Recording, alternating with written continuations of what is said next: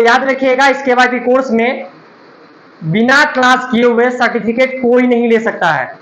आप ADCA, DCA या tally वगैरह का अलग से सर्टिफिकेट आप ले सकते हैं बिना क्लास किए हुए, लेकिन केवाईपी का बिना क्लास किए हुए सर्टिफिकेट आपको नहीं मिलेगा। क्योंकि तो आज हम लोग समझ लेंगे कि ये जो कोर्स आपको लिखाया गया है इसके बारे में। कल तो बेसिक जानकारी आपको दी गई थी और आज थोड़ा सा आगे आज हम लोग सीखेंगे कि केवाईपी कोर्स में आपको कितने कितने क्लासेस कब कब करने होंगे। जैसा कि आप सभी को पता है कि सीआईटी आपका एक सेशन है, मतलब एक आपका कोर्स है, उसके बाद सीएलएस है और उसके बाद सीएसएस है ना। तो यहाँ पर जो है सीआईटी में टोटल 60 क्लास है, सीएलएस में 40 क्लास है और सीएसएस में 20 क्लासेस है। तो ये जो क्लासेस है ये कोई व्यक्ति अगर कंप्लीट कर लेगा तो उसको नॉलेज भी मिलेगा और साथ ही साथ उसको सर्टिफिकेट भी अच्छे से मिल जाएगा, उसमें परसेंटेज भी अच्छा खासा मिल जाएगा। लेकिन अगर कोई व्यक्ति चाह रहा है कि मुझे बीच में ही कोर्स को छोड़ना है या मुझे कम से कम सर्टिफिकेट मिल जाए, तो आप सीआईटी में 48 दिन मतलब 48 डेज आप सीआईटी में कंप्लीट करेंगे, उसके बाद 32 डेज सीएलएस में कंप्लीट करेंगे और सीएसएस में 16 डेज। मतलब आपको टोटल मिला के कहें तो 60, 40 और 20 जो सेशन है, इसमें से अगर आप 48, 32 और 16 सेशन कंप्लीट कर लेते हैं तो आप फाइनल एग्जाम के लिए एलिजिबल हो जाते हैं, ठीक है। लेकिन अगर इस सेशन से 48 सेशन से अगर एक सेशन भी कम रहेगा तो आपका फाइनल एग्जाम नहीं हो पाएगा। जैसे बहुत सारे स्टूडेंट क्या करेंगे, बीच बीच में एब्सेंट करते हुए क्लास करेंगे, तो उससे क्या होगा कि लॉस आपका होगा। बीच बीच में क्लास छोड़ेंगे, क्लास लॉस होगा और आपको पहली बात तो सीख नहीं पाएंगे कुछ, दूसरी बात आपका एग्जाम नहीं हो पाएगा, ठीक है ना। एग्जाम तभी होगा जब आप कम से कम 48, 32 और 16 सेशन कंप्लीट कर लेते हैं इन तीनों में। अगर नहीं अच्छा क्लास करना है, बहुत कुछ सीखना है, तो आप ये 60, 40 और 20 सेशन आराम से कंप्लीट कीजिए, हो जाएगा। अब यहाँ पे जो भी एक्टिविटी आप नीचे में करेंगे, लैब में हो, क्लास में हो, क्योंकि जो भी ऑब्जेक्टिव क्वेश्चन का आंसर सबमिट करेंगे या नीचे लैब में ऑब्जेक्ट जो सेशन है वो कंप्लीट करेंगे, उसका नंबर आपको मिलेगा। जैसे आज आपने जो क्लास किया उसमें नंबर मिलेगा। जैसे कि यहाँ पे हम बता दें आपको कि अगर आप आईटी में क्लास करते हैं, एक दिन का क्लास कंप्लीट होता है तो 1 नंबर मिलता है। सीएलएस में अगर आपको एक दिन का क्लास कंप्लीट होता है तो 1.5 नंबर मिलता है, 1.5 नंबर मिलता है। और अगर आप सीएसएस का एक क्लास कंप्लीट करते हैं तो इसमें आपको 3 नंबर मिलता है। मतलब ये क्लास अभी छोटा लग रहा होगा, ये छोटे छोटे पॉइंट्स जुड़ते हुए आपके फाइनल मार्क्सिट में जाकर के ये जुड़ेगा, ठीक है। तो इसमें जो है आपका 1 नंबर मिलेगा, इसमें 1.5 नंबर मिलेगा और इसमें 3 नंबर मिलता है।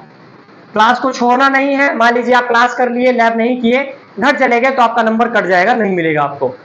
इसमें से रहेगा टोटल कुल मिला के कहें तो 80% क्लास में ही आपको कंप्लीट करना होगा। 80% जो है वो यहाँ पर आपका क्लासरूम और लैब मिलाकर के कंप्लीट कर लेना है आपको। 20 नंबर जो बचता है, यानी कि 20% जो बचता है वो फाइनल एग्जाम में जाता है। मतलब 80 नंबर आपको, जैसे कुछ लोग कहते हैं ना कि सर हम क्लास नहीं भी आएंगे या हम मैनेज कर लेते हैं, आप जो है सो काम कीजिएगा, मेरा जो है मतलब पैसे पर मैनेज कर लेते हैं। कुछ लोगों का ये मानना होता है कि सर हम जो है मैनेज कर लेते, पैसा वैसा दे देते हैं, हो जाएगा, सर्टिफिकेट हमको दे दीजिएगा। तो याद रखिएगा इस केवाईपी कोर्स में बिना क्लास किए हुए सर्टिफिकेट कोई नहीं ले सकता है।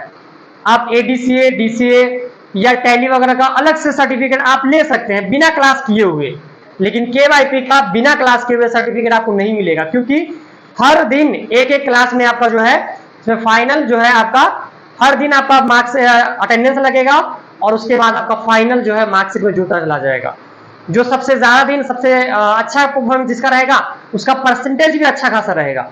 तो कुल मिलाकर क्या है, तो क्लास और लैब मिलाकर के जो आप रोज करेंगे वो सब मिलाकर के तीनों ही इसमें सेशन में आपका जो है 80% का तो क्लास और लैब हो जाएगा और 20 नंबर का आपका एग्जाम होगा फाइनल, ठीक है। 20 नंबर का एग्जाम होगा, उसमें आपको नंबर लाना पड़ेगा। वैसे एग्जाम चिंता नहीं करेंगे, आप क्लास अच्छे से कर लीजिएगा तो फिर आपका एग्जाम अच्छे से निकल जाएगा।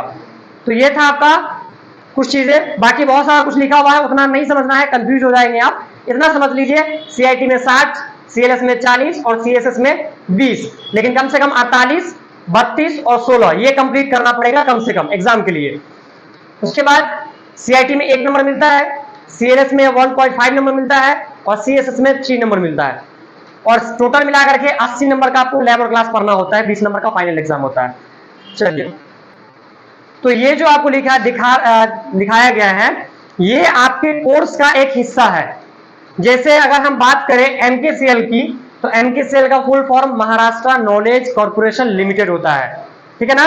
और ये केवाईपी का ट्रेनिंग पार्टनर है। ट्रेनिंग पार्टनर का मतलब जो कोर्स में आपको क्या पढ़ना है, कैसे पढ़ना है, वो कौन डिसाइड करेगा, यानी कि कोर्स को डिजाइन करने का काम किसने किया है, तो ये एमकेसीएल ने किया है। और इसका full form Maharashtra knowledge corporation limited, ठीक है ना। ये महाराष्ट्र की कंपनी है, इन्होंने ही कोर्स को डिजाइन किया है जो कि आपको कोर्स में सीखना है। उसके बाद दूसरा है era, ERA, E learning revolution for all, इसका फुल फॉर्म होता है। और ये आपका एप्लीकेशन है जिस पर आपको ऑनलाइन क्लास करना है, ठीक है, ये एप्लीकेशन है। उसके बाद BSCIT, Bihar state certificate in information technology, इसमें आपको, ये आपका कोर्स है जिसमें आपको कंप्यूटर के बारे में सिखाया जाएगा, ये हो गया। दूसरा कोर्स है आपका BSCLS, Bihar state certificate in language skill, language मतलब भाषा का ज्ञान आपको मिलेगा और साथ ही साथ सर्टिफिकेट भी मिलेगा। उसके साथ BSCSS, Bihar state certificate in soft skill, इसमें आपको व्यवहारिकता और सेल्फ मैनेजमेंट आपको सिखाया जाएगा। मतलब कुल मिला के कहें तो ये 3 कोर्स या 3 सिलेबस हैं आपके, ठीक है ना। और तीनों ही क्लास कंप्लीट जब आप कर लेंगे फिर आपको इसका सर्टिफिकेट आपको दिया जाएगा, ठीक है। उसके बाद BSDM, जो कि हमने कल बताया था आप लोगों को कि ये जो BSDM है इस कोर्स का मेन हेड है, बिहार स्किल डेवलपमेंट मिशन, जो कि इस कोर्स को जो है वो ऑपरेट कर रही है कि कब आपका एडमिशन होगा, कब आपकी छुट्टी रहेगी, कब आपका लास्ट डेट रहेगा। मतलब कुल मिला के कहे तो सारा डिसीजन लेने का काम यही करती है और आपका सर्टिफिकेट भी यही इशू करती है, आपका पैसा भी रिटर्न यही करती है। अब कुछ लोगों का क्वेश्चन रहेगा, सर पैसा तो हम आपको दिए हैं, हमने सेंटर में जमा किया पैसा, तो ये क्यों भेजेगा, तो ये इसलिए भेजेगा क्योंकि आपसे पहले आप लोगों का बैच में जो एडमिशन हुआ है जिसका नाम है जून 2024, आप लोगों का एडमिशन जून बैच में हुआ है और आप सभी लोग इसी नाम से जाने जाएंगे, ठीक है ना।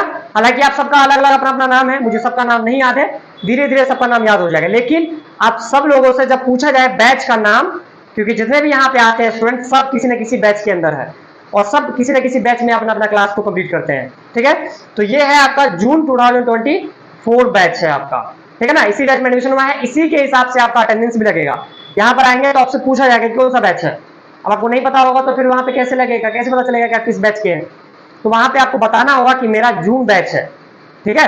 तो जून बैच में एडमिशन हुआ है, तो जून बैच का जो एडमिशन हुआ ना आपसे पहले जो है, क्योंकि आप सब लोगों का एडमिशन 60, हर बैच में 60 एडमिशन होता है, 60, इसमें से 30 आप मॉर्निंग बैच के हैं और 30 11:30 बजे वाले बैच में आते हैं, 30 मिलाकर के आते हैं। तो टोटल जो है 60 सीट्स हम लोगों को मिला है, मतलब केवाईपी सेंटर पर 60 सीट मिला है, जिसमें से आप लोगों का इसमें एडमिशन हुआ है। अब 60 सीट जो मिलता है ना, आपसे पहले सेंटर आपका पैसा जो है जमा करती है 1000 रुपए पर पर्सन,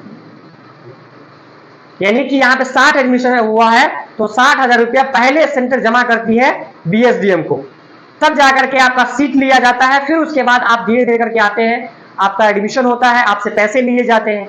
मतलब आपसे पहले गवर्नमेंट को ये जो है केवाईपी सेंटर ने जो है पैसा पहले दिया है, तब जाकर के वो पैसा आपने जो सेंटर को जमा किया है। तो वो पैसा जो आपसे लिया गया बाद में धीरे धीरे करके वो पैसा वो सेंटर रख लेगी और फिर जो पैसा गवर्नमेंट को पहले जमा कर चुकी है सेंटर, वो पैसा धीरे धीरे करके जब आपका एग्जाम कंप्लीट हो जाएगा, सर्टिफिकेट आपका आ जाएगा, तो वो पैसा आपके अकाउंट में फिर रिफंड कर दिया जाएगा, ठीक है। तो अब ये नहीं सोचिएगा कि सेंटर पे पैसा हम जमा किए हैं तो सेंटर ही हमको वापस करेगा। कुछ टेक्निकल फॉल्ट हो सकते हैं जिसकी वजह से सेंटर आपका मतलब कुछ टेक्निकल फॉल्ट ये भी हो सकता है कि आपके अकाउंट में कुछ प्रॉब्लम होंगे जिसकी वजह से आपका पैसा रिफंड नहीं हुआ होगा, मतलब जो वेस्टर्न पास कर गए होंगे उनका नहीं निकला होगा। तो उसका क्या रीजन है, तो वो DBT अकाउंट से नहीं करवाया होगा, मतलब आधार कार्ड से अकाउंट उसका लिंक नहीं होगा, इसीलिए उसका पैसा उसके अकाउंट में नहीं गया होगा, कोई रीजन की वजह से, ठीक है। सबसे पहला क्वेश्चन है अब कंप्यूटर के अंदर में, क्योंकि आप यहाँ पे IT का क्लास करेंगे तो टेक्नोलॉजी सीखना है और टेक्नोलॉजी में कंप्यूटर आता है। तो सबसे पहला क्वेश्चन आता है सर, व्हाट इज, आप लोगों को लिखना नहीं है, ठीक है ना, व्हाट इज कंप्यूटर। सर सबसे पहले बताइए कि कंप्यूटर क्या है, हम लोग सीखने के लिए आए हैं। मेरा लास्ट क्वेश्चन और फर्स्ट क्वेश्चन आप लोगों से यही है कि आप में से वैसे स्टूडेंट जिन्होंने पहले किसी तरह का कोर्स कर चुके हैं कंप्यूटर का, आप में से कोई है जिन्होंने किया होगा? हम पूछेंगे नहीं, क्वेश्चन नहीं पूछेंगे, ठीक है ना? हम सिर्फ जानना चाहते हैं कि आप लोगों में से कितने लोगों ने किया हुआ। किसी ने नहीं किया है? आपने किया हुआ है? बस एक स्टूडेंट वो कल भी गई थी और आज भी कर रही है, बाकी आप लोगों सब बिल्कुल फ्रेशर है, यही ना? मतलब जीरो लेवल से स्टार्ट करें, यही ठीक रहेगा कि मीडियम लेवल से स्टार्ट करें या हाई लेवल से? क्योंकि जीरो लेवल से स्टार्ट करेंगे तो फायदा आपका बहुत होगा। जो बेसिक जो छूट गया है, जैसे उनका अगर नहीं हुआ कंप्लीट तो उसमें कंप्लीट हो जाएगा, और आप लोगों का फायदा ये हो जाएगा कि आप कंप्यूटर को बिल्कुल जीरो लेवल से जान पाएंगे। तो पहला यही क्वेश्चन है, व्हाट इज कंप्यूटर? हिंदी में समझिए कंप्यूटर क्या है। कंप्यूटर जो है एक इलेक्ट्रॉनिक डिवाइस है जिसको मनुष्य के द्वारा बनाया गया है, और ये क्या करता है, कंप्यूटर जो है मनुष्य के द्वारा जो उसमें दिशा निर्देश दिया जाता है इनपुट के रूप में, जो इसमें दिशा निर्देश बताया जाता है उसको वो प्रोसेस करता है, और प्रोसेस करने के बाद उसको आसान भाषा में रिप्लेस करके दिखाता है। ठीक है, तो ये कंप्यूटर जो है एक तरह का इलेक्ट्रॉनिक डिवाइस है जिसकी सहायता से आप चीजों को बहुत आसान तरीके से और बहुत ही कम समय में कर सकते हैं। जैसे कोई चीज आपको खोजना है कि कोई एक क्वेश्चन ही ले लेते हैं कि कोई क्वेश्चन जैसे कि नीट का क्वेश्चन सॉल्व करना है। अब क्वेश्चन को किताब में खोजेंगे तो कितना टाइम लगेगा और शायद सटीक आंसर भी ना मिल पाए। ठीक है, तो उसको खोजने के लिए आप कंप्यूटर का इस्तेमाल कर सकते हैं बहुत आसान तरीके से। तो कंप्यूटर एक इलेक्ट्रॉनिक डिवाइस है। इलेक्ट्रॉनिक मतलब जो कंप्यूटर है उसको बिजली पर चलाया जाता है, इसलिए इलेक्ट्रॉनिक है। ठीक है ना? तो कंप्यूटर इलेक्ट्रॉनिक डिवाइस है जिसकी सहायता से आप चीजों को आसान तरीके से कर सकते हैं, जो कंप्यूटर द्वारा दिए गए दिशा निर्देश को फॉलो करता है और उसको परिणाम के रूप में प्रदान करता है आपको आउटपुट के रूप में। तो ये हो गया आपका पहला क्वेश्चन। उसका दूसरा का जो है अगला क्वेश्चन है कि कंप्यूटर का आविष्कार कब और किसने किया था? तो हर एक चीज का कोई ना कोई बनाने वाला होता है, तो कंप्यूटर को भी बनाने वाले जो है, जो कंप्यूटर के फादर ऑफ कंप्यूटर कहा जाता है, मतलब कंप्यूटर के पिता कहा जाता है जिसे, उसे कहते हैं चार्ल्स बेबेज। तो 1822 में जो है कंप्यूटर का आविष्कार हुआ था, किसके द्वारा? चार्ल्स बेबेज के द्वारा। ठीक है ना? इन्होंने कंप्यूटर जब बनाए थे ना, तो उस टाइम में कंप्यूटर को जो है एक बड़ा घर के अंदर एक ही जगह पे रखा जा सकता था। अभी के जैसा नहीं था, इसको कहीं भी लेके चले गए और कहीं पर भी इसको यूज कर लिए। एक घर में एक कंप्यूटर, और वो भी इतना फोटो वगैरह कुछ नहीं दिखता था, उसमें सिर्फ और सिर्फ मैकेनिकल कैलकुलेशन किया जा सकता था उसमें। ठीक है ना? फिर उसमें थोड़ा और इंप्लीमेंट किया गया और 1837 ईस्वी में एक कंप्यूटर, जनरल कंप्यूटर बनाया गया। फिर भी उसमें भी उतना सुधार नहीं हुआ।